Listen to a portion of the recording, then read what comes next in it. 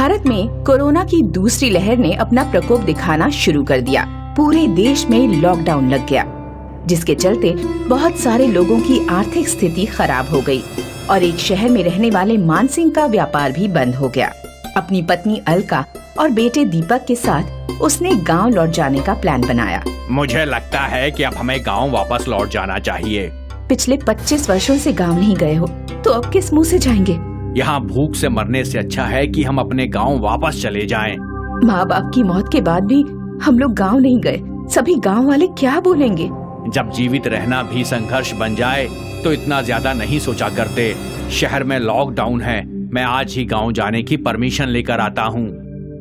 मान सिंह प्रशासन से परमिशन लेकर घर आ गया और घर का सामान बांधकर परिवार के साथ गांव जाने के लिए निकल गया। मान सिंह का गांव जगनपुर बहुत हरा भरा दिख रहा है और वहाँ सभी लोग स्वस्थ हैं। मान सिंह को गांव में देखकर लोग घरों के बाहर आने लगे। तभी मान सिंह के बचपन का दोस्त रणजीत भी दौड़ कर आया। हाँ जी भैया, आपको किसके घर जाना है? ये मेरा गांव है और मुझे अपने ही घर जाना है भाई। मैं तो तुम्हें पहली बार इस गांव में देख रहा हूँ। मेरा नाम मान सिंह है, मैं मास्टर जी का बेटा हूँ। मान सिंह? तू? अरे तू तो मेरे बचपन का दोस्त है, देखा मैं तुझे ही नहीं पहचान पाया। अरे रंजीते! दोनों दोस्त एक दूसरे को गले लगाते हैं। तू इतने वर्षों बाद क्यों आया है? चाचा चाची के बाद तेरा घर खंडहर बन गया है, खंडहर। मैं पैसे कमाने में अंधा हो गया था, अब लौट कर आया हूँ। अब मैं सब कुछ ठीक कर दूंगा।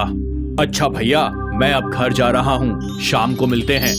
रणजीत अपने घर चला गया और मान सिंह भी बच्चों को लेकर खंडहर बन चुके घर में पहुंचा। पापा, हम इतनी गंदी जगह पर कैसे रहेंगे? बेटा, मैंने इस जगह पे अपना बचपन गुजारा है, जीवन के 25 साल बिताए हैं यहाँ पर। अब हम इसको फिर से साफ करेंगे ताकि तुम्हारा यहाँ पर खूब मन लग सके।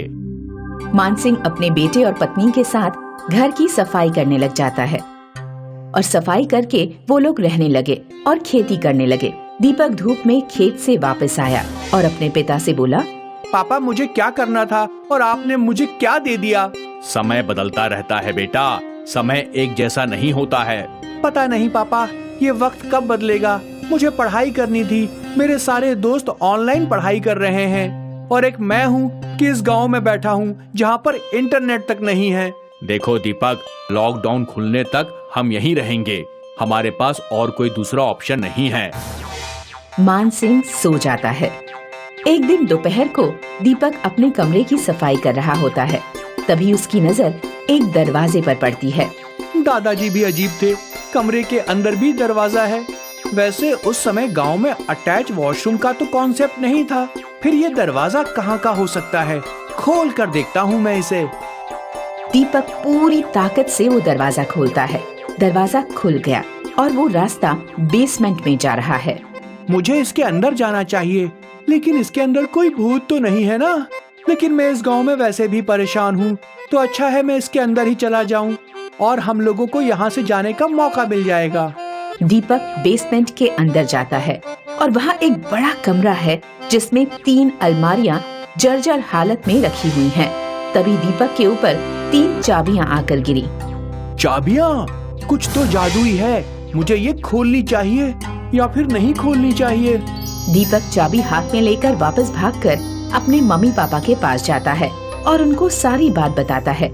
वो दोनों भी उसके साथ बेसमेंट में जाते हैं। मैंने इसे बचपन में देखा था, लेकिन इसके अंदर क्या है पिताजी ने कभी नहीं बताया और ना मुझे कभी यहाँ पर आने दिया। अब तक तो मैं इसको भूल चुका था। चलो आज खोल कर देख लेते हैं।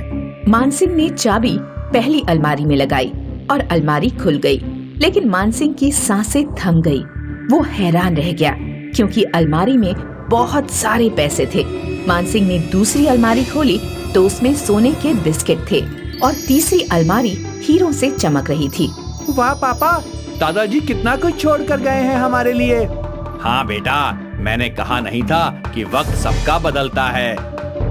मान सिंह ने उसमें से पैसे निकालकर गांव में हवेली बना ली और गांव में खेत खरीदकर नौकर रख लिए, साथ ही बिजनेस की तैयारियां भी कर ली। एक दिन दीपक रास्ते से जा रहा होता है, तभी उसे वहाँ रणजीत मिलता है। नमस्ते अंकल। नमस्ते नमस्ते। और बताओ दीपक बेटा, कोई लॉटरी लगी है क्या तुम्हारे हाथ में?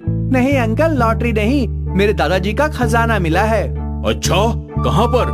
हमारे घर के बेसमेंट में अंकल, बस उसी में मिला। अंकल मैं लेट हो रहा हूँ, मुझे जाना है। हाँ हाँ बेटा, तुम जाओ। दीपक चला गया। ओह, तो ये बात थी। जब शहर से आया था तो भिखारी था और अब अमीर बन गया है। मैं भी कितना बुद्धू हूँ कि मैंने उसको खंडहर समझकर छोड़ दिया। लेकिन रंजीते, अभी भी कुछ बिगड़ा नहीं है। तू अब भी वहाँ पर डकैती डाल सकता है, तो देर किस बात की है? चल, जल्दी चल। रंजीत पीछे वाले रास्ते से बेसमेंट में चला जाता है और वहाँ चाबियां भी रखी हैं। रंजीत ने पहली अलमारी खोली तो उसमें से धुआं निकलता है और दूसरी व तीसरी अलमारी अपने आप खुल गईं। दूसरी अलमारी से गर्म पानी और तीसरी अलमारी से आग निकली, जिसने रंजीत को जकड़ लिया और रंजीत चीख चीख कर जलकर राख हो गया। आवाज सुनकर मानसिंह और उसकी पत्नी भी आ गए। जादुई अलमारी से आवाज आई, मानसिंह, हम तीनों जादुई अलमारी हैं। तुम बेफिक्र रहो, इस धन पर तुम्हारे परिवार का हक है। हम ये किसी और को नहीं लेने देंगे। मानसिंह को जादुई अलमारियों का राज समझ आ गया और अब उसका परिवार खुशी खुशी रहने लगा।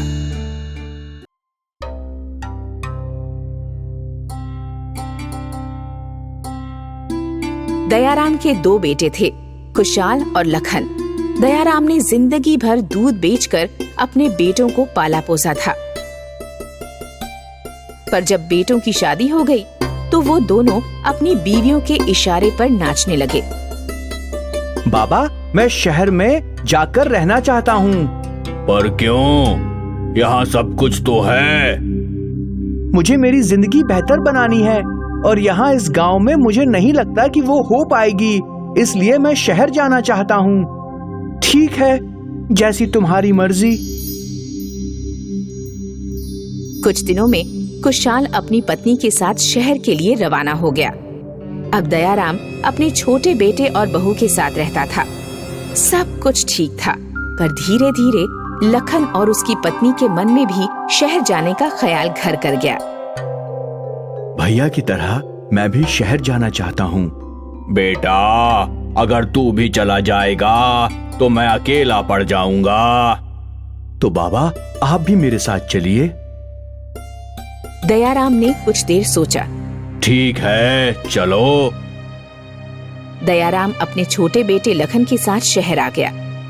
शहर की भीड़ भाड़ और चकाचौंध लखन और उसकी पत्नी को खूब भा रही थी, पर दयाराम को कुछ भी अच्छा नहीं लग रहा था।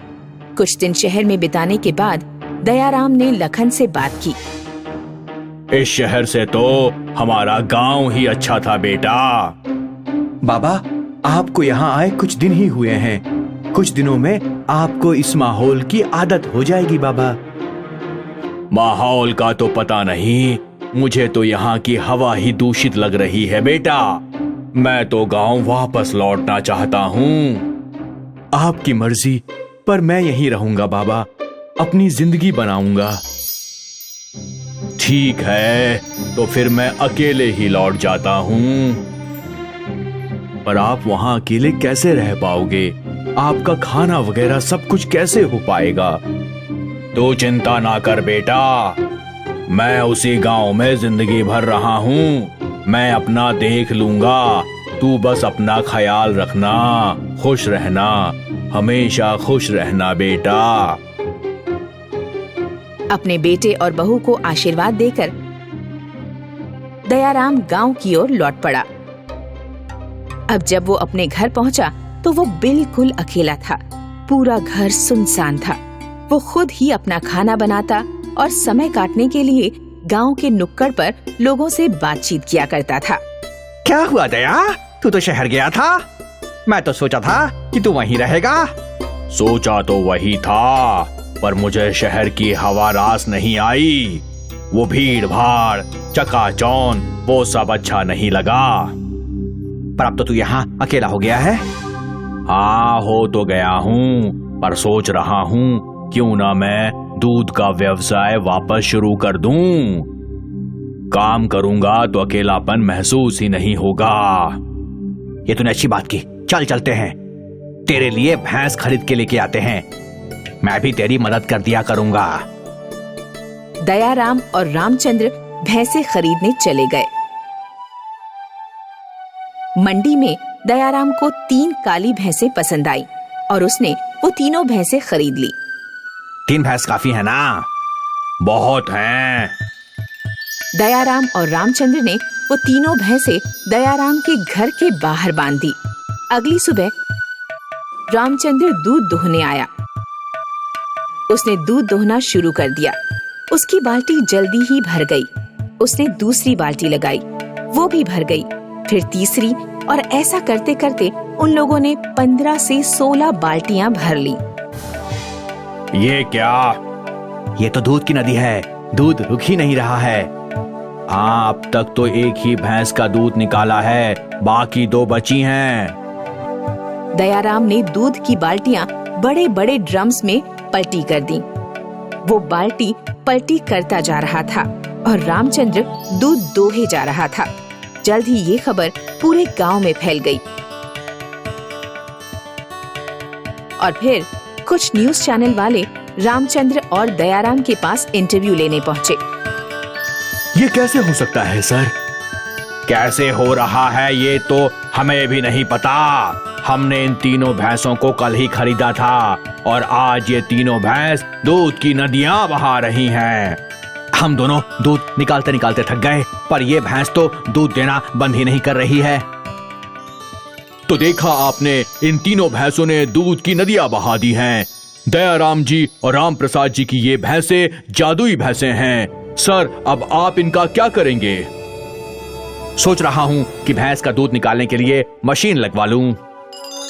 ये सुनिए, राम प्रसाद जी और दयाराम जी मशीन लगवाने वाले हैं। वो दोनों दूध निकालते निकालते थक चुके हैं। ये न्यूज इतनी फैली कि लोग दूर दूर से 3 जादुई भैंसों को देखने आ रहे थे। रामचंद्र और दयाराम भी फेमस हो चुके थे। दयाराम के दोनों बेटों ने भी ये न्यूज सुनी और एक दूसरे को फोन किया। भैया, आपने पापा की भैंसों का सुना? हाँ सुना, दूध की नदियां बह रही हैं। दूध के साथ साथ भैंसों की भी नदी बहेगी। हाँ, इसीलिए सोच रहा हूँ कि पत्नी के साथ वापस गांव लौट जाऊं। यहाँ शहर में मेहनत मजदूरी करके थक गया हूँ, वहाँ आराम से जिंदगी जीऊंगा। मैं भी वही सोच रहा हूँ भैया। अगले ही दिन दोनों भाई अपनी पत्नियों के साथ दयाराम के पास पहुँच गए। क्या हुआ, तुम लोग यहाँ? शहर रास नहीं आया क्या? वो बाबा, आपकी याद यहाँ लेकर आ गई। हाँ बाबा, आप यहाँ अकेले इन तीनों भैंसों को कैसे संभालोगे, इसलिए हम लौट आए। अच्छा किया, वैसे भी मैं थक गया हूँ दूध निकाल निकाल कर।